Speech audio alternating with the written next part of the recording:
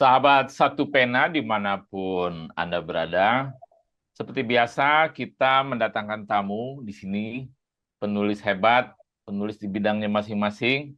Kita menggali tentang cerita, tentang dirinya, tentang penulisannya, dan tentang apa saja.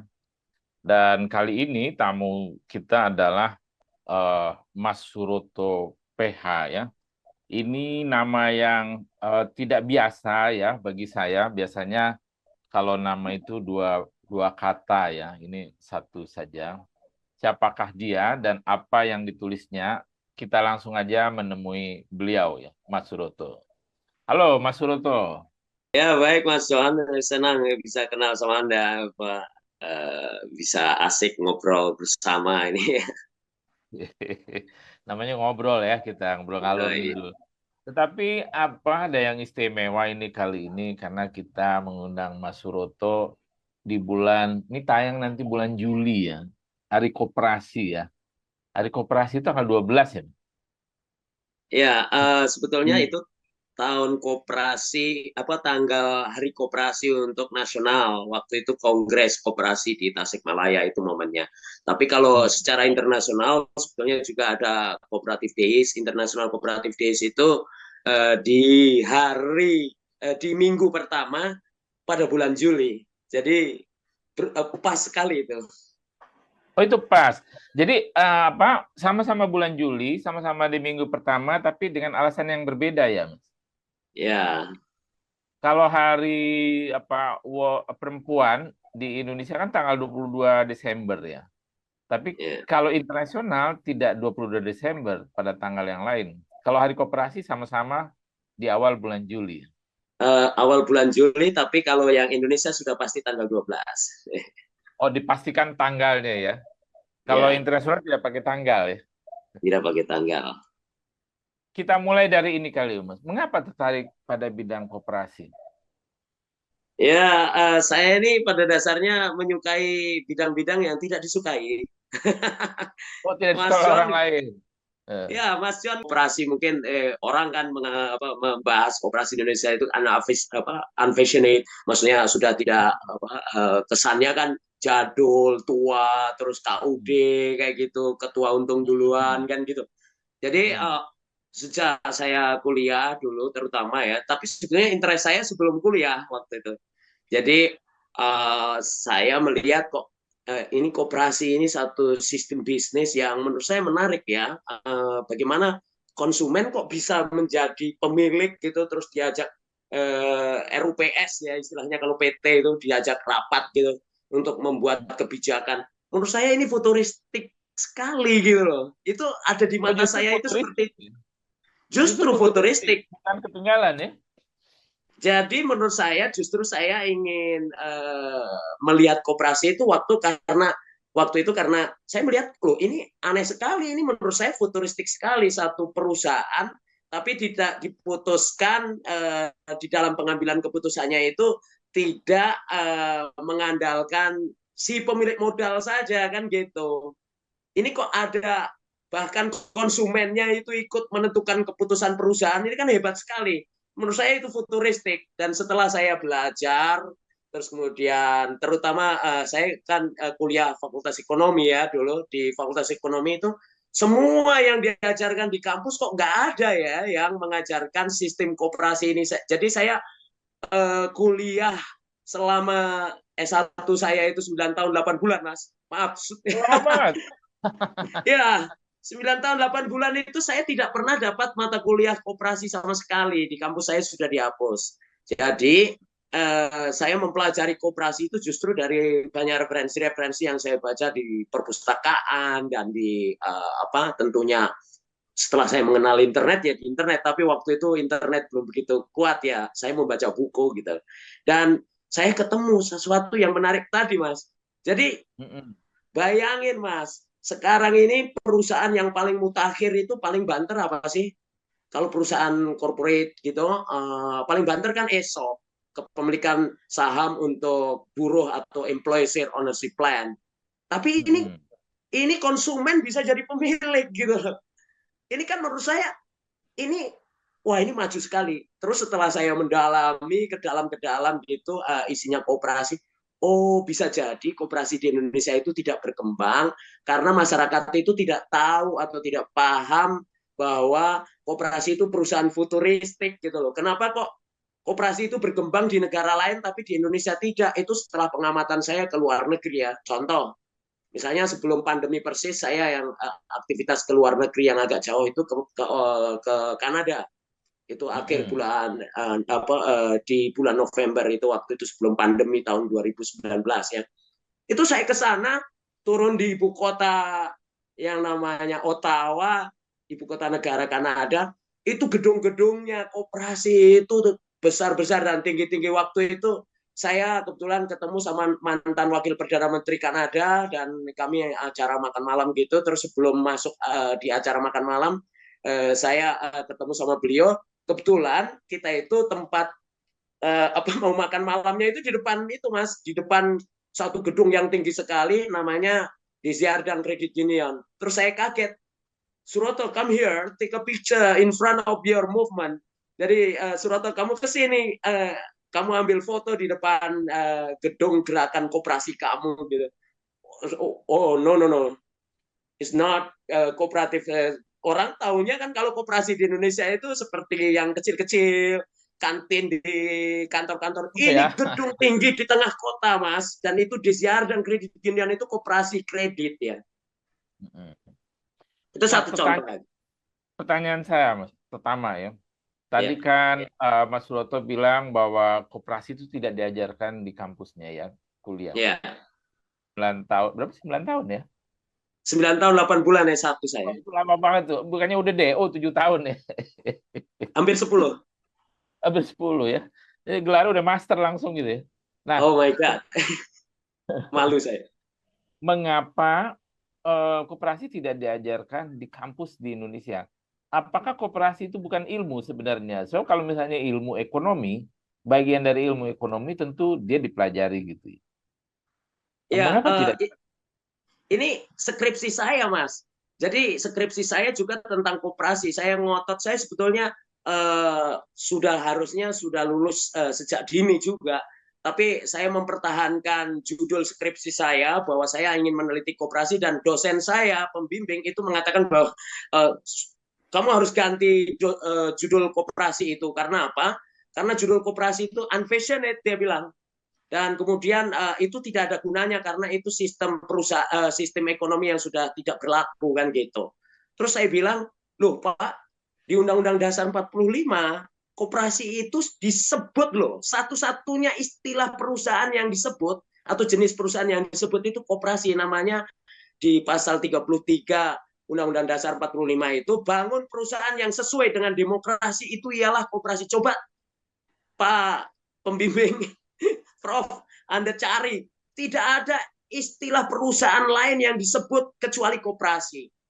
Menurut saya, waktu itu saya berargumentasi begini, Mas John.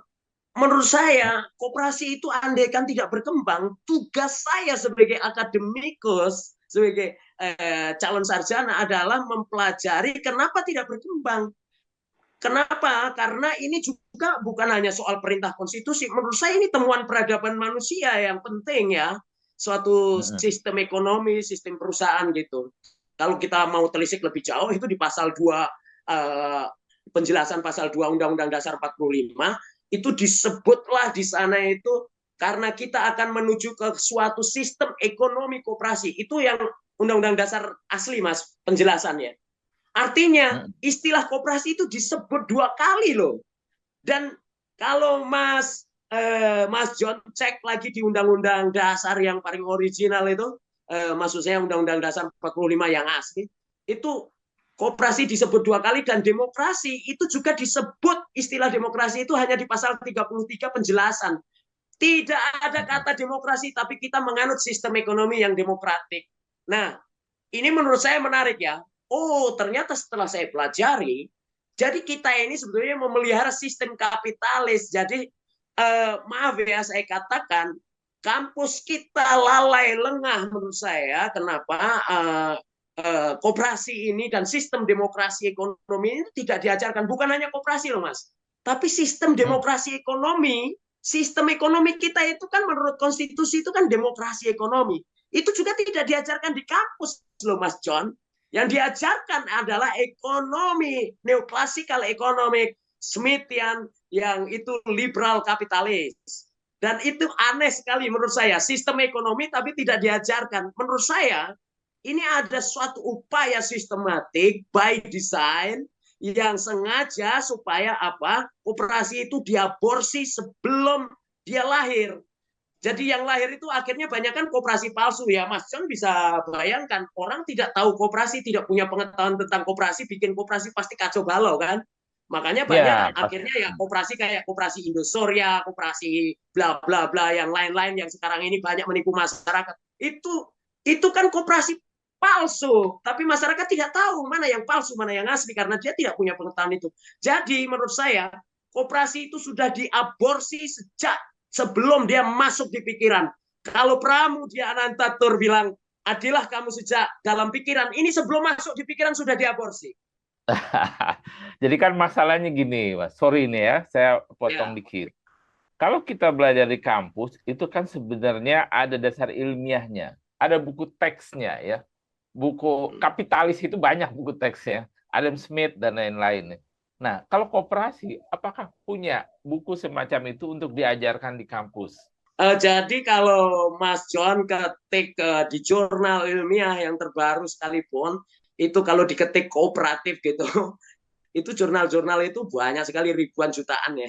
Jadi kenapa jurnal-jurnal itu banyak berkembang juga di luar negeri dan buku juga tentang kooperatif gitu, itu banyak sekali di luar negeri tapi.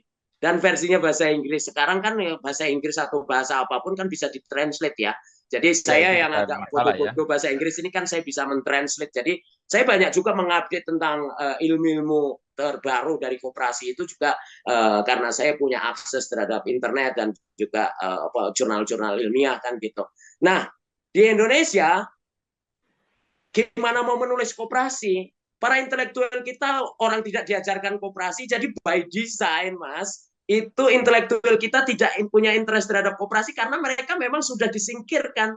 Mas John aja kalau datang ke perpustakaan buku koperasi itu mungkin saya nggak tahu ya kenapa kok nggak banyak gitu tulisannya paling Profesor Sri Edi Suwasono sedikit Profesor Mubiarto Profesor ekonomi hebat ya, maksudnya sekelas Prof Mubi, Prof Dawam Raharjo itu kan sudah filsuf ya menurut saya, Profesor Syedi, Profesor Dawam ini dan Mubiarto ini. Nah itu referensi-referensi yang masih dalam konteks makro misalnya gitu, tapi dalam konteks mikro organisasi itu sangat jarang sekali yang menulis. Jadi kita akhirnya juga belum banyak berhasil mengembangkan itu. Dan tulisan-tulisan saya kalau saya menulis di media, terutama di Kompas itu ada 18-an ya tulisan saya di Kompas dan saya rencana mau terbitkan jadi buku dalam waktu dekat sudah saya edit. Oh, Itu mantap, mantap. ya saya cari benang merahnya yang khusus untuk tulisan saya yang tentang koperasi ini. Ini koperasi ini referensinya sangat jarang dan saya menulis di Kompas juga kadang dapat komentar dari teman-teman itu, Suroto kamu masih percaya sama koperasi? Ya kalau kamu tidak melihat desain yang ada di luar negeri, mungkin kamu tidak memiliki optimisme. Tapi kalau kamu menyeberang aja ke laut seberang itu namanya negara Singapura. Di sana yang namanya retail, koperasi itu menguasai market share. Di sana namanya NBUC, fair price itu 64% market share loh.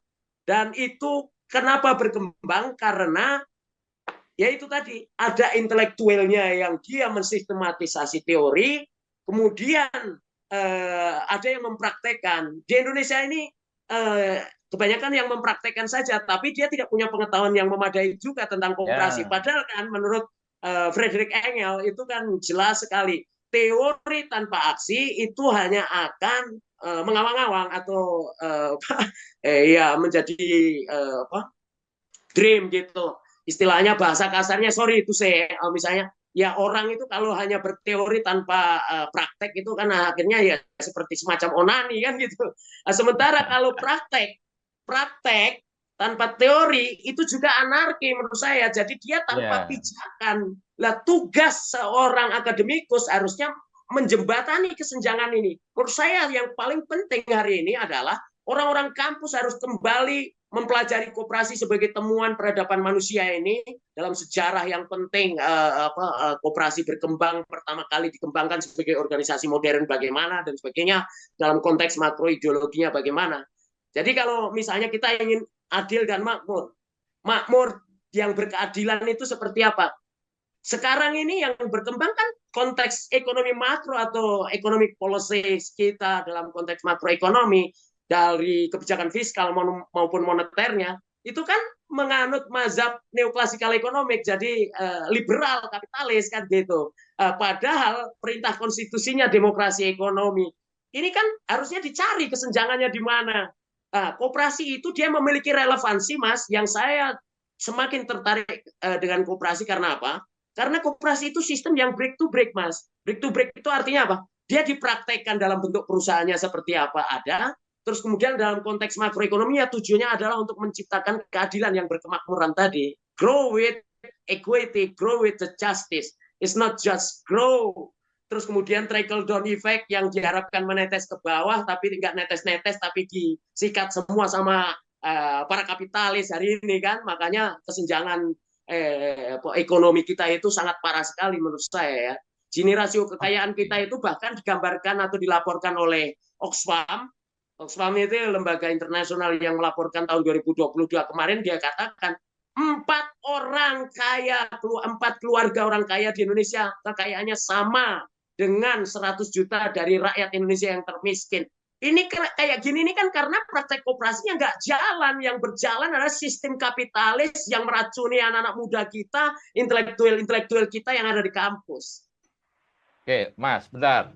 Saya tanya lagi nih. Tadi kan dikatakan bahwa sedikit ya tulisan tentang koperasi yang tulis oleh Pak Dawa, Mubiarto, dan lain-lain. Itu kan tulisan, walaupun saya tidak membaca semuanya, itu sifatnya ideologis ya. Melihat koperasi itu sebagai alat perjuangan, tidak aplikatif kan ya. Apa karena itu agak susah jadi mencari tulisan yang aplikatif tentang koperasi? Ya kalau dibilang kendala sekarang ini mau cari referensi yang what is the cooperative difference in management misalnya gitu. Apa bedanya koperasi dalam prakteknya dan sebagainya, itu sekarang jurnal banyak sekali. Itu tinggal dicari dalam bentuk bahasa Inggris ya dan ditranslate gitulah, pakai translate sekarang mudah sekali. Nah, kita ini kemauan untuk belajarnya yang sudah nggak ada. Jadi reaksi kita akhirnya melihat apa yang tadi ditulis oleh Profesor Dawam, Profesor Sriyadi itu sebagai kesalahan. Oh tidak, itu kekayaan. Kita itu justru ada di dalam memahami koperasi dalam konteks makro mikronya tadi itu harusnya seimbang gitu loh.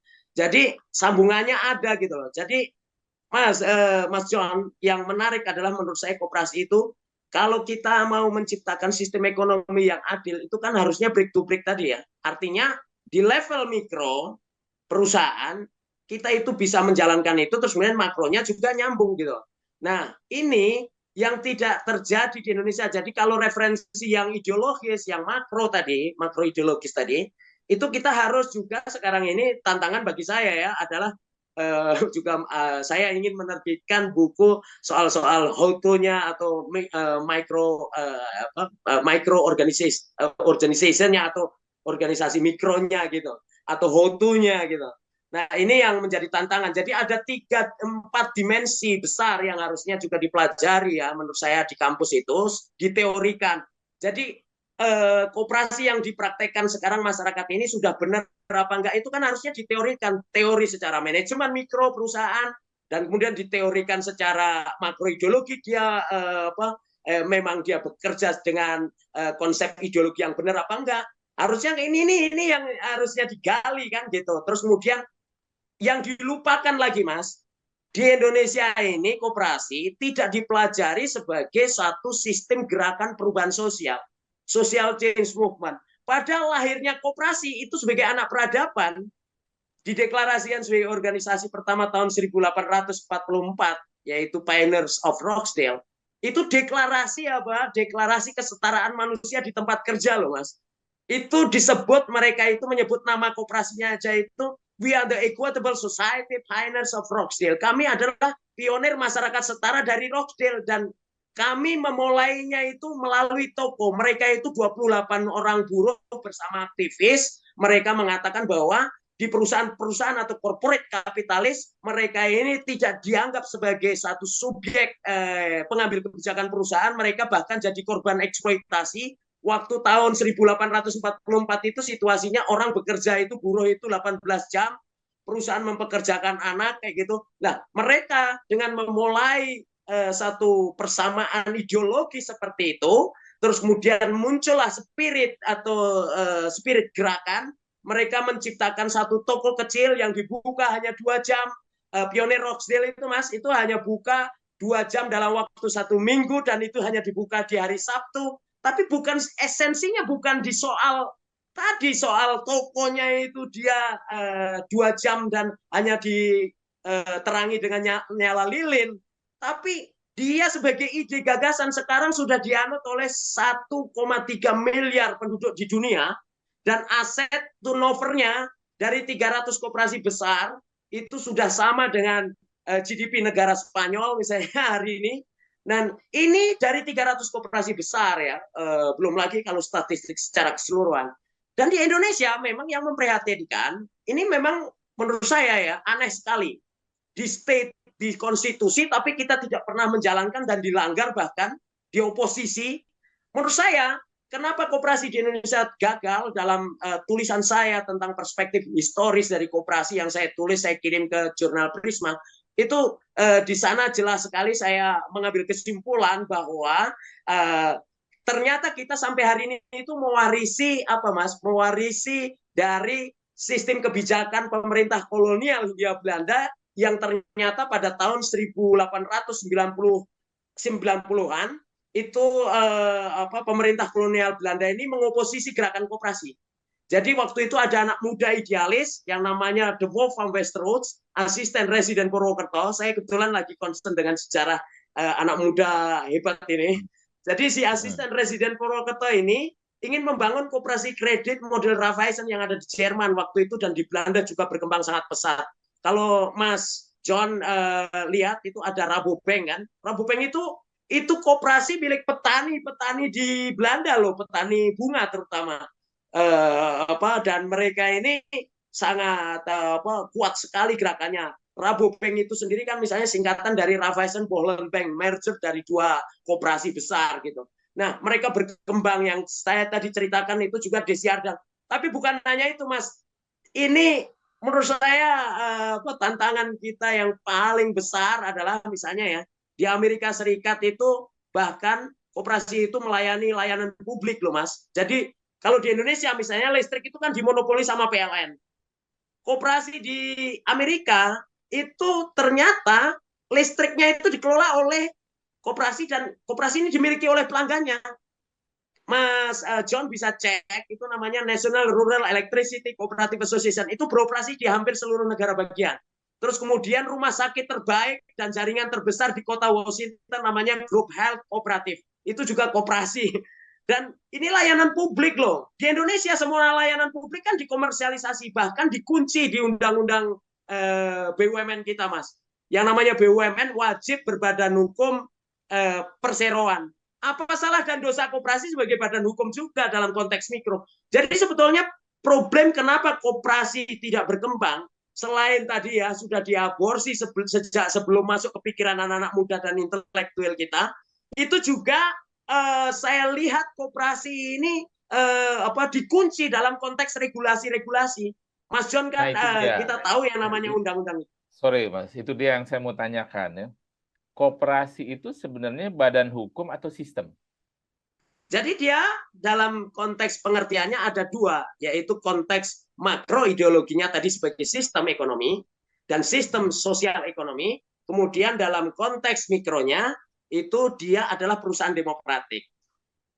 Jadi badan hukum ya. Kan kalau di Indonesia itu dikenal badan hukum PT, CV, perusahaan perorangan, koperasi gitu kan ya. Kalau badan hukum itu yang direkognisi oleh negara di Indonesia itu hanya 4, Mas. Sekarang ada tambah 5. Pertama adalah perkumpulan, yayasan, terus kemudian yang ketiga itu adalah PT atau perseroan, terus kemudian yang keempat itu adalah koperasi. Kalau CV apa ini dia badan usaha bukan badan hukum. Jadi Ya, badan usaha yang disahkan oleh hukum itu kan masuk badan hukum. Oke, kita nggak enggak Mas, mendebatkan CV dan itu, kita fokus ke enggak koperasi. Koperasi ya. itu disebut badan hukum ya. Koperasi itu saya berangkat ke Mahkamah Konstitusi memberikan argumentasi secara filosofis di depan Hmm. majelis waktu tahun 2012 pemerintah mengeluarkan satu undang-undang yang disebut Undang-Undang Nomor 17 tahun 2012 tentang perkoperasian. Itu kesalahan yang fatal. Kenapa undang-undang ini akhirnya dibatalkan sepenuhnya oleh Mahkamah Konstitusi karena salah mendefinisikan. Koperasi disebut sebagai koperasi adalah badan hukum. Frasa inilah yang membuat koperasi akhirnya dibatalkan undang-undangnya, Mas. Justru saya mau memberi penjelasan di sana. Koperasi itu bukan badan hukum, tapi koperasi bisa menjadi badan hukum yang direkognisi negara gitu. Dan salah satunya dari 4 tadi gitu. Nah, karena saya awam ya, dan banyak juga yang awam, biasanya kalau koperasi itu kan adanya di perusahaan ya, koperasi karyawan begitu kan ya. Betul. Nah, boleh nggak dijelaskan atau pernahkah Mas Broto nulis tentang koperasi, pengertian koperasi yang mudah dipahami oleh masyarakat ya, yang Ya, simple, kalau dibaca sekali aja orang paham. Jadi tidak dikaitkan dengan ideologi, dengan apa gitu. Tapi bagaimana prakteknya di Indonesia? ya, Ada nggak ya. tulisannya begitu? Kalau Atau buku yang menjelaskan itu? apa tadi disebut koperasi itu yang kita lihat itu kan di kantor kecil-kecil gitu kan, apa berupa kantin, tempat layanan fotokopi kayak gitu. Terus kemudian kalau di Hmm. sekolah itu kantin sekolah. Terus kemudian kalau di kantor-kantor itu biasanya aktivitas simpan pinjam PNS kan tidak punya uang cukup untuk membayar anaknya sekolah mereka. Ya itu sudah membantu. Tapi koperasi itu sesungguhnya dia harusnya keanggotaannya sudah terbuka, Mas. Dari sejak awal didirikan itu dia open membership. Nah, definisi koperasi itu juga kita tidak bisa mendefinisikan kalau secara normatif, legal pengertian normatif ya. Pengertian legal normatif itu Hmm. artinya nominalis. Itu ya Yep. sesuai dengan undang-undang. Tapi kalau pengertian atau definisi secara internasional itu disebut koperasi adalah perkumpulan otonom dari orang-orang yang secara sukarela memenuhi kebutuhan bersama dan memenuhi aspirasi sosial, ekonomi, dan budaya melalui perusahaan yang dikelola secara demokratik. Nah, bedanya koperasi sama korporasi itu sebetulnya ada di mana? Adalah kalau Hmm. korporasi itu adalah one share, one vote. If I own 51%, saya punya Hmm. saham 51%, saya yang mendominasi keputusan perusahaan itu. Menentukan. Ya, Nah, berdasarkan kalau kepemilikan. koperasi, kalau koperasi itu adalah one person, one vote. Jadi semua equal. Itulah kenapa tadi yang saya sebut dalam historisnya, sejarah koperasi itu lahir itu sebenarnya ingin menciptakan kesetaraan manusia ketika mengambil keputusan tentang urusan hidup mereka di tempat kerja atau perusahaan, Mas. Makanya gerakan koperasi itu dia mempertahankan ini sampai kapanpun ya kalau koperasi itu pasti akan menjadi lawan tanding dari korporat kapitalis. Mereka pasti tidak suka. Karena apa? Karena kalau koperasi berjalan benar, itu keadilan ekonomi, itu keadilan pendapatan dan keadilan kepemilikan itu akan terjadi secara merata dan secara berkeadilan, Mas. Satu contoh aja ya, misalnya ya, Mondragon Worker Cooperative. Itu perusahaan terbesar di negara bagian Bas, negara bagian Spanyol ya, Bas di utara Spanyol. Itu Mondragon itu waktu saya ketemu sama orang Mondragon itu, mereka kartu namanya itu dari OB sampai presiden direktur itu sebaliknya itu, Mas. Selain nama, di sebaliknya itu I'm the boss. Jadi perusahaan itu dimiliki oleh karyawannya yang sebanyak 80.000 dan industrinya itu ada di macam-macam. Dan ini yang menurut saya menarik ya. Mereka itu kalau kita tanya, misalnya kita datang di kantor Mondragon, saya ingin ketemu sama bos dari perusahaan ini. Obed dia akan mengaku bos dan dia equal. Keputusan suaranya, hak suaranya sama dengan presiden direkturnya. Walaupun ada 80.000 orang di situ. Makanya, nah equality ini untuk apa? Kesetaraan itu untuk apa, Mas? Supaya mereka itu bisa menjaga keadilan. Dan apa yang terjadi dalam praktek Mondragon Worker Cooperative atau Koperasi Mondragon ini, Yang menarik adalah satu-satunya perusahaan yang dengan kapasitas perusahaan yang sangat besar, tapi mereka itu di Spanyol itu mereka itu memutuskan gaji itu presiden direktur sama OB-nya sama cleaning service-nya itu hanya 6 kali lipat, Mas.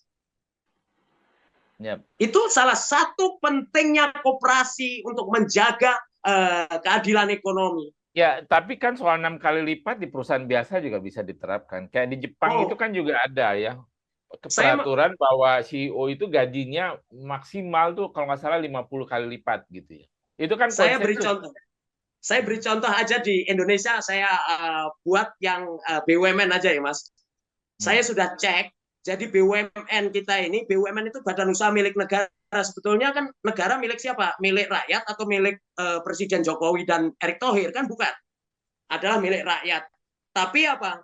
Kita pemiliknya kita nggak pernah diajak RUPS. Kita juga kalau Jokowi sama Erick Thohir mau milih siapapun jadi komisaris sama direksinya, kita tidak diajak bicara. Terus kemudian kita tidak punya hak apapun terhadap dividen atau keuntungan. Terus kemudian yang menarik lagi adalah BUMN BRI misalnya, saya contohkan langsung konkret BRI, itu gajinya saya sudah hitung, Mas, antara OB-nya sama presiden direkturnya 2.200 kali lipat.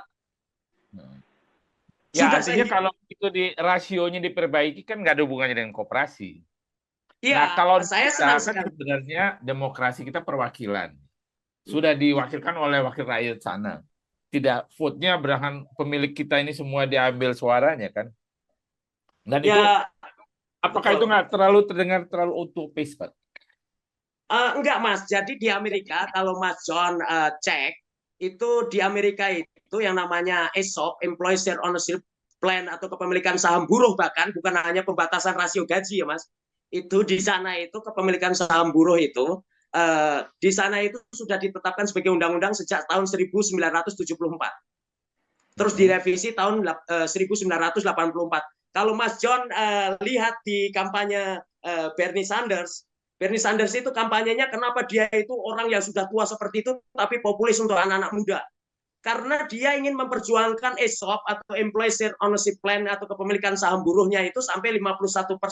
Ini salah satu modular bentuk konkret dari demokrasi ekonomi. Dan itu kalau di Indonesia kalau nggak dipaksa pakai undang-undang itu nggak mungkin. Tapi undang-undang mau siapa yang menetapkan? Orang DPR isinya 51% ke atas itu isinya adalah para pengusaha kapitalis. Nah, kalau mau memutuskan itu ya kita koperasi ini juga saya kira sebagai gerakan perubahan sosial juga harus solid untuk mengembangkan praktek, memberi contoh ke masyarakat. Nah, kenapa sampai hari ini saya juga tidak hanya suka berteori, tapi saya memimpin gerakan koperasi karena saya ingin melihat apa orang itu kalau biasanya itu di Indonesia nih kamu teori utopi kan gitu. Nah, sementara apa yang saya praktekkan, walaupun small, tapi ini it's work. Terus kemudian pakai sistem yang membagi keuntungan kepada sistem transaksi dan sistem investasi yang itu tidak dimiliki oleh korporat kapitalis. Dan ini masih kecil, tapi baru 22 koperasi yang ada di dalam Inco Federation yang kebetulan saya sebagai CEO di situ. Nah, saya ingin memberikan fakta bahwa suatu saat yang namanya koperasi sudah berjalan, terus kemudian ini teori juga kita pahami, itu bisa menjadi satu ikatan yang baik sekali untuk pengembangan koperasi ke depan. Gini, Mas, gampangnya ya, kalau misalnya orang-orang yang banyak duit ya, dibikin perusahaan, tentu dia nggak mau dong dalam bentuk koperasi. Hak suaranya hilang, padahal dia yang modalin gitu usahanya ya. Lalu kita ngambil keputusan berdasarkan orang per orang gitu kan. Dia kehilangan hak suaranya. Ya, jadi begini Mas. Jadi sebetulnya karena kita juga miskin referensi ya. Kalau di luar negeri itu ada yang namanya multi stakeholder kooperatif atau koperasi multi pihak. Apa itu multi stakeholder kooperatif? Di Indonesia belum baru dibikin permennya kemarin tahun 2021 oleh Menteri Koperasi sebagai rekognisi. Tapi hanya direkognisi di tingkat permen, belum dimasukkan di undang-undang. Ini kita sedang perjuangkan supaya masuk di undang-undang supaya direkognisi ya. Rekognisi atau diakui aja sebetulnya. Kalau tidak sebetulnya ya bisa dikembangkan. Lah koperasi multi pihak itu apa? Adalah yang mengakomodir kepentingan semua pihak tadi, Mas. Jadi ada investor, ada consumer atau pelanggan, ada worker, ada macam-macam ya, supplier, apapun Stakeholder itu semua lah ya. ya stakeholder. Jadi Hmm. ada producer, ada consumer, ada worker, ada investor, apa segala macam. Kalau Anda baca di permennya itu sudah bagus sekali. Itu ya memang yang namanya rekayasa regulasi itu kan sangat lama dipahami oleh masyarakat kan, Mas. Orang sudah Hmm. dibikin peraturannya, bahkan mungkin maaf, Menteri Koperasi belum tentu ngeh banget dengan yang apa diteken itu tentang koperasi multi pihak kan gitu. Nah ini ada yang namanya demokrasi deliberatif. Kalau tadi itu kan demokrasi one person one vote direct kan gitu pemahaman kita kan gitu. Itu yang Hmm. membuat para investor tidak tertarik kan gitu, Mas. Nah, Yep. ini Anda dalam konsep koperasi itu akan masuk di dalam sistem koperasi multi pihak itu akan terjaga. Jadi kalau misalnya Mas John sama saya ini sebagai pihak manajemen, saya hanya punya skill, punya intellectual capital, tapi Mas John punya duit banyak sampai 1 triliun gitu. Terus kemudian kalau saya hanya punya ide, tidak ketemu sama duitnya kan nggak nyambung kan Mas John. Nah, Yep. saya Yep. mengajak Mas John dalam klaster investor, saya dalam klaster sebagai worker atau sebagai manajemen. Nah, terus kemudian ada klaster, oke, kita bagi saham juga untuk konsumen, untuk dia bisa dapat yang namanya bagian keuntungan. Itu kan akan menciptakan satu yang indah sekali, dan ini menurut saya menarik ya, konsep koperasi multi pihak ini saya contohkan itu di Korea, iCoop Mas. Itu awalnya itu dimulai dari satu kelompok koperasi konsumen perempuan yang peduli sama persoalan lingkungan. Terus mereka itu ya kebanyakan juga petani-petani gitu, mereka mengatakan apa yang kita makan itu harusnya apa yang kita produksi. Terus kemudian perempuan-perempuan ini memulai dengan membangun koperasi konsumen. Koperasi konsumen itu maksudnya toko gitu, tapi mereka itu bisa dimiliki konsumen, dan mereka itu siapa yang tertarik untuk menjadi anggotanya itu diedukasi apa itu koperasi dan bagaimana berbelanja secara etis, belanja yang tidak merusak lingkungan, belanja barang yang tidak diproduksi dengan mempekerjakan anak, belanja dengan yang tidak misalnya membayar buruhnya murah, terus kemudian belanja yang tidak merusak kesehatan Anda kan gitu. Nah, kesadaran ini menciptakan suatu demand dari produk-produk etis, akhirnya yang namanya iCoop Korea itu bisa di browsing, anggotanya sekarang sudah 280.000, dan bahkan sekarang itu mereka itu sudah berhasil itu padahal baru dibangun sejak 97, sejak krisis loh Mas. Itu mereka itu sekarang sudah beli 4 bukit yang itu tempat, mungkin kalau di Indonesia itu istilahnya tempat pembuangan wewe, tempat pembuangan jin lah ngelahirin anaknya gitu. Itu dibeli sama mereka, sekarang jadi objek wisata yang terkenal di Seoul, namanya Jeoje. Itu Bukit Gyeonggi itu, di situ mereka kenapa membeli bukit itu, mereka ingin memberikan wawasan kepada masyarakat Korea terutama, supaya mereka itu berwisata koperasi, mendapat penjelasan yang menarik, karena apa? Ratusan hektar yang mereka beli itu di situ dibangun perumahan basis koperasi. Koperasi konsumen atau toko-tokonya juga dimiliki konsumennya. Terus kemudian ada lagi koperasi produsen pertaniannya yang itu sebagai bukan replikat ya, tapi mereka tinggal di situ. Nah ini Georgia ini Bukit Georgia ini menjadi dream park atau semacam taman impian, yang kalau di Indonesia itu taman impian itu selalu hanya sebagai tempat have fun, tapi di sana bisa untuk belajar koperasi juga. Nah, ini menurut saya di Indonesia harusnya orang Indonesia itu lebih hebat ya. Sebentar saya tanya. Itu kan dimiliki oleh koperasi. Awalnya sedikit, lalu masyarakat konsumen ini ikut memilikinya ya. Nah, setelah dimiliki oleh banyak orang, tentu share profitnya makin sedikit kan dapatnya per orang ya. Oh no Mas, malah justru efisiensi kolektifnya semakin tinggi ya, semakin efisien daya profitnya semakin tinggi dong. Jadi begini, Ya, kalau secara Anda korporat iya ya, tapi cara pemegang saham ya. perorangan itu kan jumlah pembagi jadi banyak ya. Jadi kan Nah, dia di dapat koperasi, keuntungan jadi sedikit. jadi sejak awal koperasi pertama kali di dunia ini yang menarik, yang juga tidak pernah diajarkan di kampus, namanya DIVI. DIVI itu apa? Dividend policies making, atau sistem pembagian keuntungan dari sebuah koperasi. Itu inovasinya, formulanya di mana? Adalah bahwa orang belanja itu bukan hanya orang mendapat keuntungan itu bukan hanya dihitung dari berdasarkan investmentnya, Mas, atau investasinya secara capital, tapi juga dari transaksi. Nah, soal bagaimana dia berkembang itu kan prosentasinya bisa dibikin. Lah di Indonesia, koperasi itu diatur oleh undang-undang secara rigid. Harusnya yang kayak gini ini diserahkan sama koperasi. Undang-undang kita ini yang membuat koperasi kita itu juga mandul, apa-apa diatur kan gitu.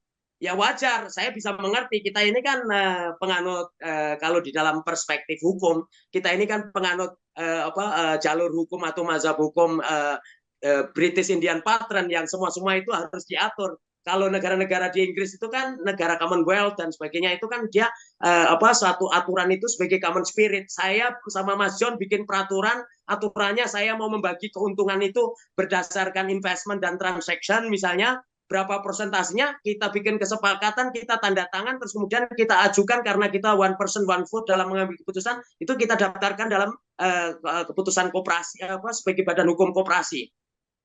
Mengambil keputusan sama pembagian keuntungan berbeda, Mas.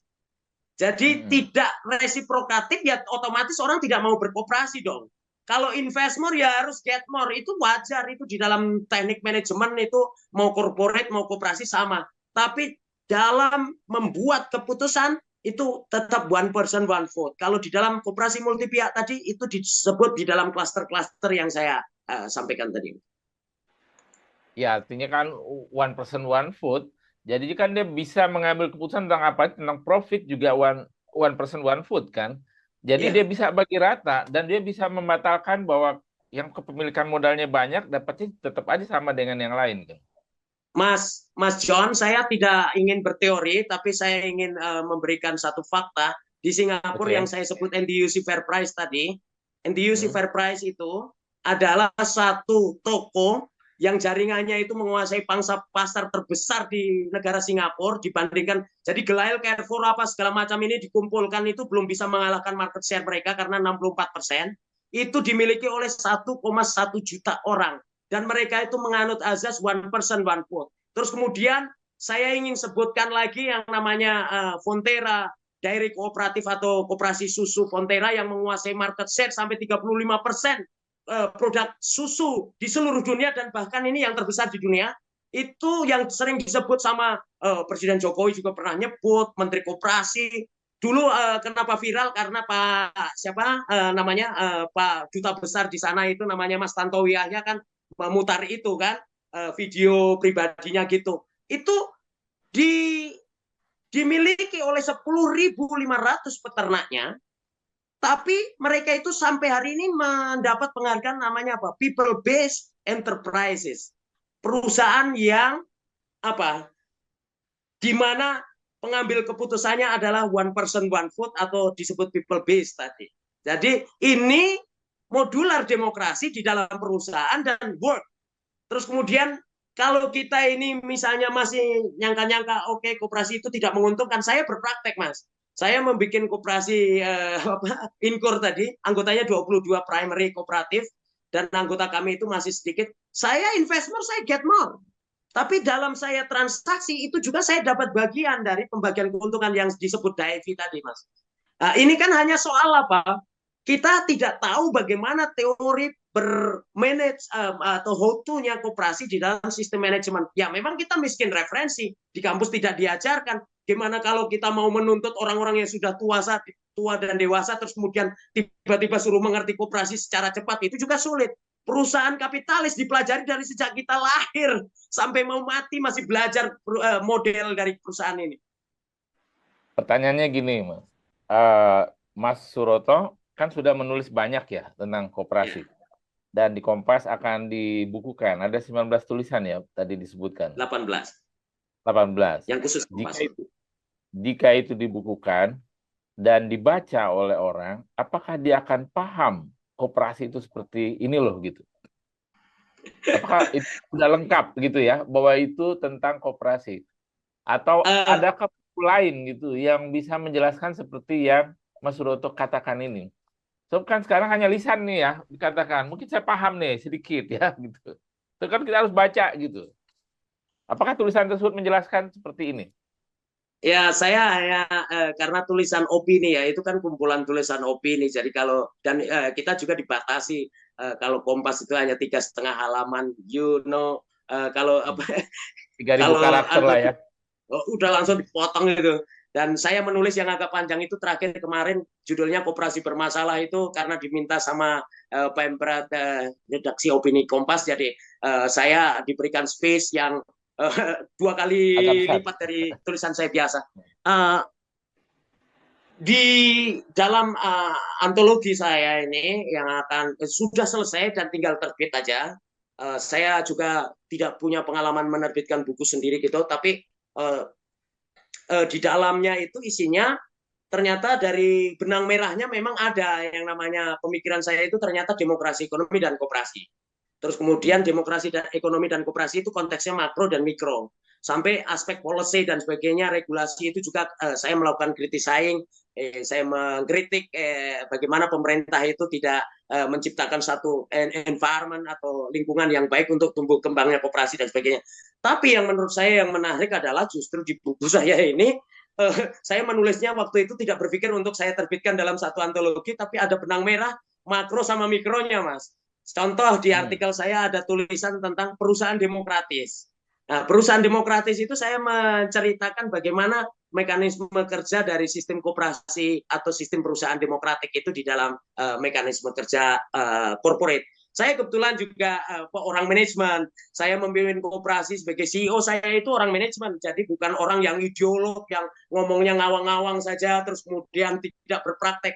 Saya memimpin perusahaan, Mas, dan perusahaan yang saya pimpin ini, koperasi ini menarik ya, karena apa? Inkor itu dia bukan hanya satu sektor, ada 19 sektor kita sudah kerjakan, ada hotel tapi dimiliki 3.900 orang, ya, terus kemudian yang lain-lain ya, ada sektor pertanian terutama, walaupun corporate kapitalis besar-besar ini sudah mempenetrasi market kita, bahkan mereka sudah beroperasi sebagai mafia kartel pangan, tapi kita masih bisa mendapat space-space kecil yang saya lihat di luar negeri itu juga mereka itu awalnya adalah juga mencari peluang kecil-kecil seperti itu, setelah besar para kapitalis, corporate kapitalis itu baru terkaget karena ini ternyata giant gitu loh, giant live gitu loh. Ini koperasi itu makanya apa? Cita-citanya sama anak-anak muda yang revolusioner ingin merubah dunia, tapi dia memulainya itu dari toko kecil, Mas. Intinya itu. Jadi revolusinya itu adalah R kecil gitu. Ini yang membuat di dalam buku saya itu saya beri judul yang ya saya pasti eksekusi ini judul ini, Koperasi Lawan Tanding Kapitalisme. Dan ini saya ambil frasa ini dari apa yang disebut oleh Bung Hatta di bukunya itu, di Koperasi Membangun Koperasi yang ditulis oleh Bung Hatta itu, koperasi itu disebut malah letterlek ya. Koperasi itu adalah lawan tanding sistem kapitalisme secara fundamental. Secara fundamental. Dan kalau saya ditanya, sekarang dalam tulisan saya juga nanti ada versi gini. Negara mana kan biasanya yang menerapkan koperasi itu secara penuh terus kemudian dia berhasil sebagai sebuah negara. Saya katakan, mungkin orang akan kaget. Satu-satunya negara yang dibangun dari awal dengan sistem koperasi adalah Israel. Dan kenapa Israel juga tidak punya, ya itu komunal kolektif. Mereka ini kan sejak perjanjian Balfour tahun 1917, mereka sebelum mendeklarasikan sebagai negara, mereka ini kan juga sudah datang sebagai koloni-koloni kan, setelah perjanjian Balfour kan, Mas. Nah, mereka itu di perjanjian Balfour mereka datang sebagai koloni itu membangun dua koperasi namanya Mozaf sama Kibbutz. Ini koperasi dan concern mereka itu adalah pertanian. Jadi mereka juga tahu bahwa membangun negara itu adalah dari sektor pangannya. Dan Bung Hatta juga mengingatkan, harusnya ekonomi domestik itu yang menjadi pangkal, bukan yang menjadi ujung. Artinya pangan sama energi, bukan ekstraktif jualin tambang. Itu harusnya dideposit untuk anak cucu kita supaya aman, supaya tidak dirongrong sama negara lain kalau pangannya kuat. Israel hari ini, negara ini menjadi kuat karena sektor pertaniannya. Bahkan kalau produksi, mohon maaf, itu saya sudah pernah diskusi sama teman kita yang dari kibbutz ini. Saya tanya, berapa produksi untuk apel dibandingkan dengan negara-negara di tetangga, apel apa itu, kurma yang dibandingkan bisa sampai 10 kali lipat, Mas.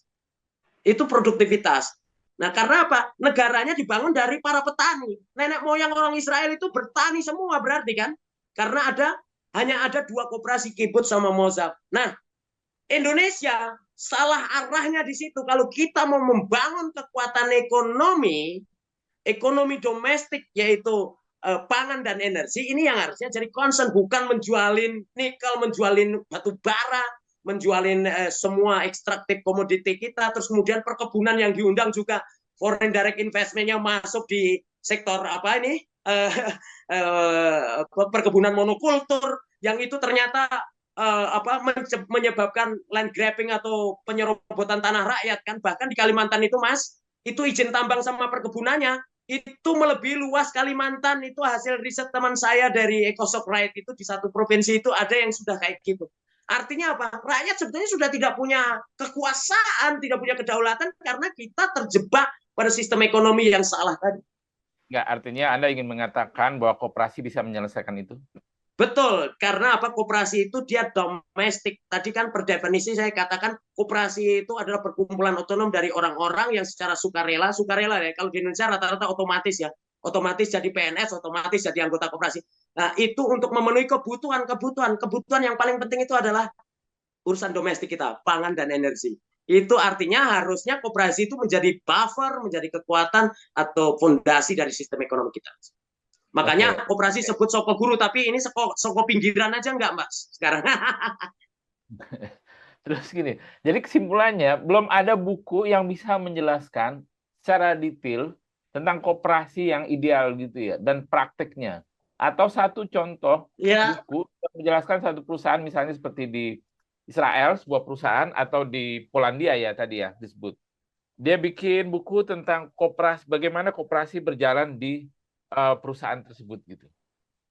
Saya langsung menyebut satu senior saya punya buku yang sudah saya translate waktu saya memimpin lembaga studi pengembangan perkoperasian, namanya Profesor Peter Davis.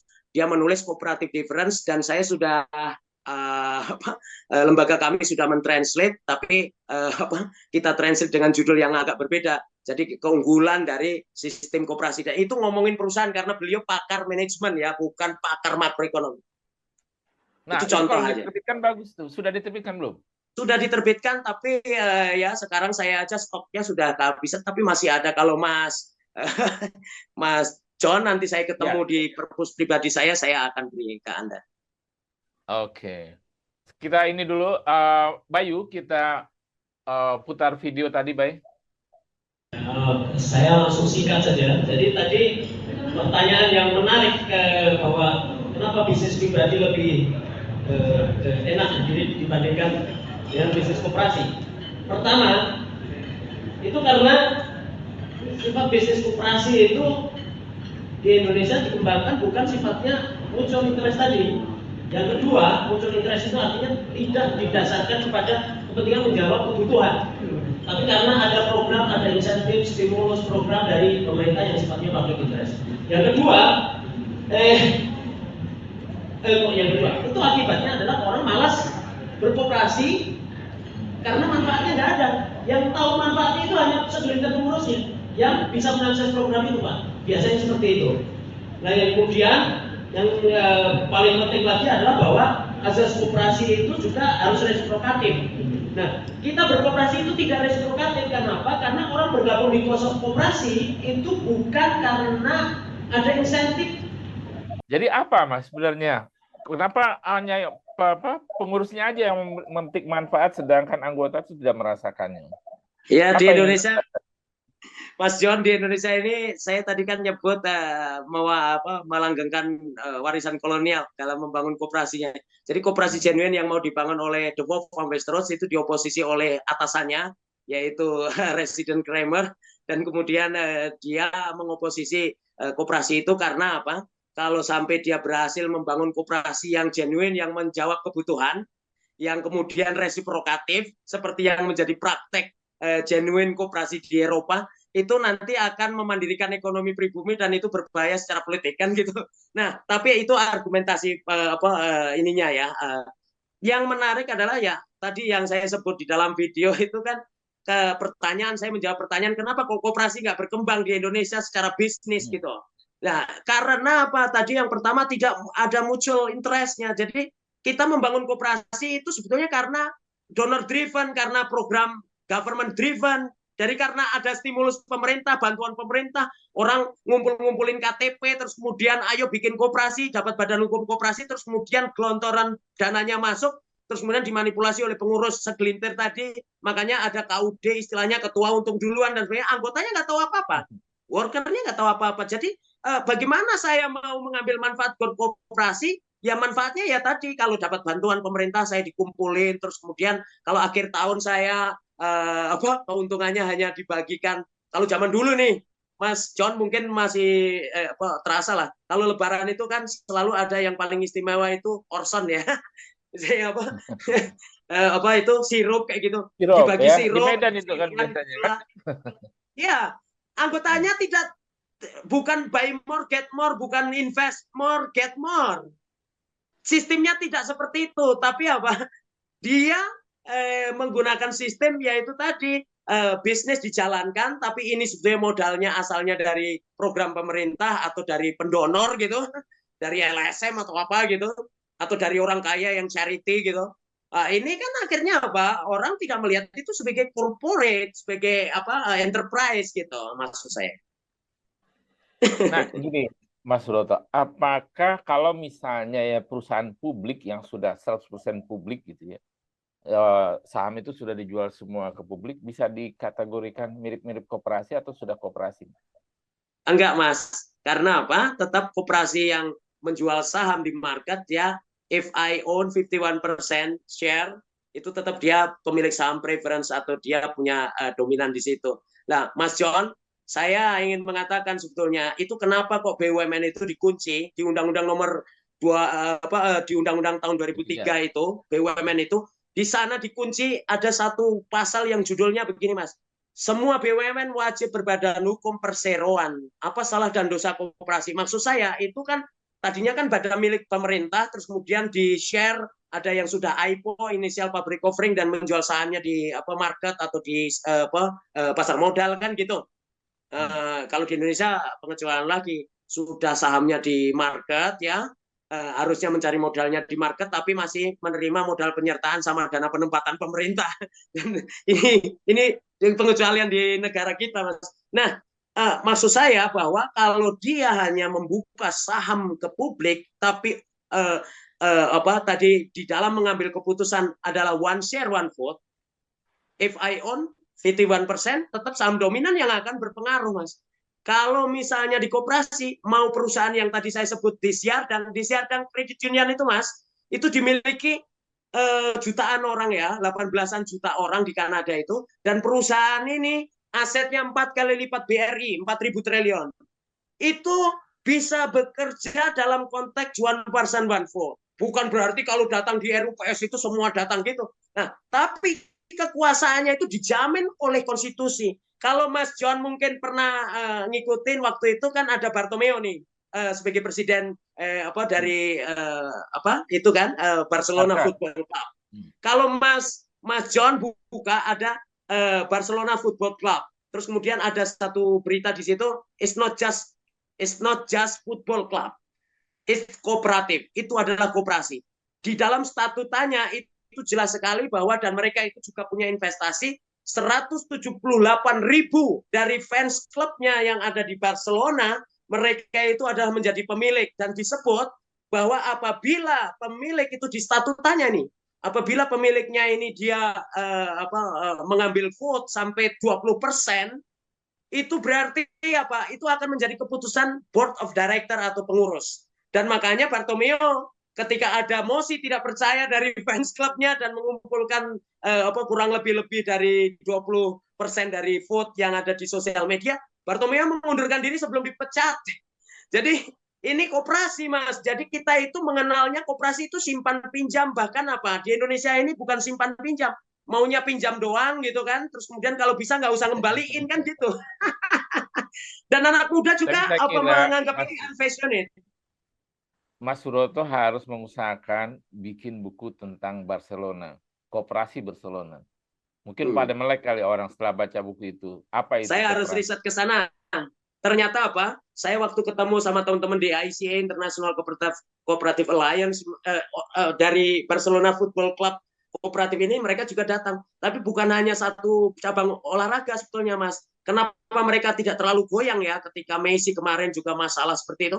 Karena 13 cabang olahraga itu yang berada di dalam naungan besar koperasi itu dimiliki oleh fans klubnya. Jadi bukan hanya Barcelona Football Club, bukan hanya bolanya, tapi sampai 13 cabang olahraganya. Makanya mereka kan ada subsidi sistem, strategi dan begini gitu. Walaupun sebagai entitas bisnis, dia ketika mengalami kerugian kemarin kan banyak kerugian itu ya dia harus bertanggung jawab. Tapi recovery-nya itu ditopang oleh 13 jenis cabang olahraga yang lain yang dimiliki oleh koperasi. Nah, saya harus residensi ke sana, Mas. Menarik kalau ditulis, jadi orang lebih paham kan tentang koperasi. Kan ada tuh Ya, istilahnya kalau ya. pemegang saham di Barca itu apa sebutannya di sini itu ya, saya lupa itu. Kan di Indonesia juga banyak itu pemegang sahamnya itu ya. Dia beli sahamnya itu Barcelona, kemudian dia berhak atas vote pengambilan keputusan di Barcelona. Gitu. Betul. Itu menarik kalau misalnya Mas Suroto tulis jadi buku koperasi ala Barcelona atau apa, biar orang lebih cepat paham. So menurut saya sekarang ini persoalannya di Indonesia adalah dia tidak bisa memahami koperasi sebagaimana mestinya yang diceritakan oleh Mas Suroto tadi gitu. Tidak ada bukunya. Ya sekarang kan ya, betul. Kalau ngomong-ngomong begini kan ya banyak distorsi kalau diceritakan naik ke orang, tapi kalau buku kan bisa dibaca di kampus, dibaca oleh mahasiswa gitu. Saya harus residensi dan riset secara mendalam, Mas, supaya tulisannya lebih bagus lagi kan. Nanti Ya, Mas John kasih saya ongkos untuk pergi ke Barcelona lah, saya ke sana. Kalau gitu saya duluan yang sana kali ngeriset. Tapi setelah buku saya terbit, Mas, yang Lawan Tanding Kapitalisme itu, Koperasi Lawan Tanding Kapitalisme, saya ingin segera menulis pemikiran lengkap saya tentang koperasi itu dari konteks makro sampai mikronya, ingin saya. Itu bagus tuh, supaya saya kira. Jadi referensi. Sekarang ini kan mungkin ada apa ya, semacam salah paham terhadap koperasi. Orang kalau misalnya bikin badan hukum, di koperasi, rugi dibilang gitu kan. Ngambil keputusannya repot gitu. Bahkan kalau kita konsultasi dengan lawyer mau bikin perusahaan, dia tidak menganjurkan sama sekali kan untuk badan hukumnya bentuknya koperasi. Ruwet. Harus kita maklumi, karena kalau orang Protestan itu bilang kan, atau orang Katolik itu bilang apa, Tuhan maafkanlah mereka yang tidak tahu kan gitu. Jadi kan mereka kan tidak dikasih ilmunya, terus kita ujuk-ujuk minta mereka paham. Jadi salah satu kalau saya ditanya, Mas, kenapa di Indonesia koperasi tidak berkembang? Karena koperasi itu adalah sistem perusahaan futuris, di mana konsumennya pun bisa menjadi pemilik. Nah, sementara orang Indonesia ini hidupnya di masa lalu. Jadi dia tidak nyambung.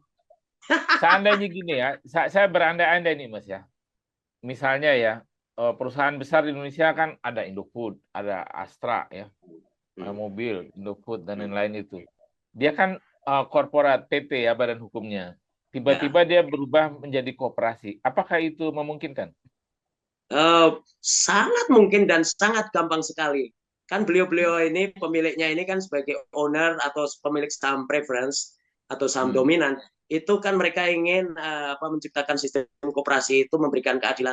Nah, kenapa tidak mereka itu membentuk koperasi multi pihak, ditransformir menjadi koperasi multi pihak, jadi dia ada di klaster investor, terus kemudian di dalam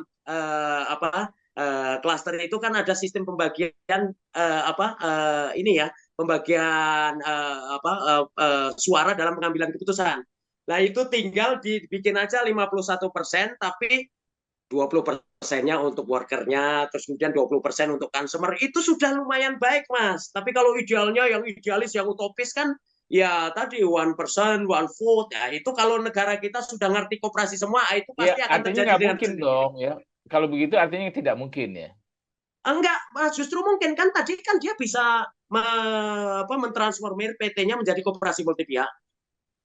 Dengan cara mengambil keputusannya itu adalah 51% di klaster investor. Artinya dia kan masih saham kendali. Artinya keputusannya masih ada di dia, tapi dia ada di dalam sistem pembagian keuntungan untuk lain-lain ini. Artinya koperasi multi pihak ini jembatan juga, Mas, untuk menjembatani antara orang yang pengen menciptakan pertumbuhan ekonomi yang tidak hanya memperkaya diri dan memenuhi keserakahan, karena keserakahan apapun itu di dunia, seluruh dunia ini mau dia lalap semua juga tidak akan mungkin bisa memenuhi keserakahan dia. Makanya kalau ada kapitalis baik atau konglomerat kaya yang ingin mentransformasi itu, saya akan vote kalau dia nyalon presiden sekalian, Mas. Ini waktu kita sudah habis, Mas Suroto.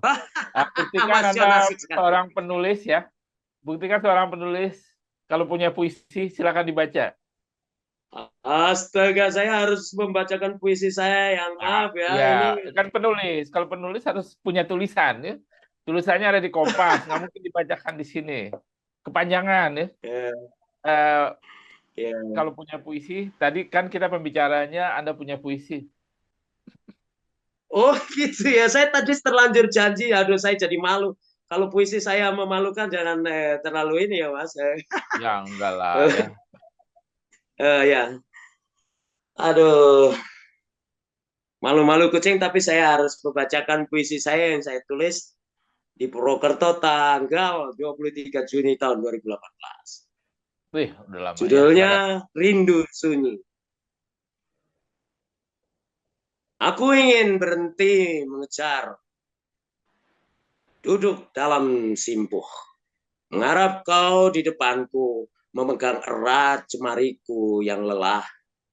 Aku ingin di sini menemani bebatuan, menepati janji panjang perjalanan, meringkuk dalam kematian.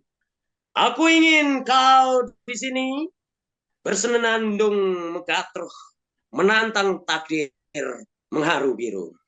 Purwokerto 23 Juni 2018. Aduh. Jadi kalau mendengar suaranya udah biasa baca puisi kayaknya nih, Mas Suroto ya. Saya terakhir itu kayaknya SD membaca deklamasi. Oke, terima kasih banyak Thank you telah Mas John, berbagi asik sekali Anda, satu sangat episode puisi ini. atraktif sekali dalam membantu diskusi. Thank you. Oke, pemirsa dan sahabat Satu Pena, demikian ngobrol-ngobrol kita dengan Suroto. Saya bisa mengatakan bahwa beliau adalah ahli koperasi di Indonesia. Kita tunggu karya-karya dalam bentuk tulisan tentang koperasi yang bisa mencerahkan kita dan akhirnya kita mengambil keputusan akan membentuk koperasi yang benar.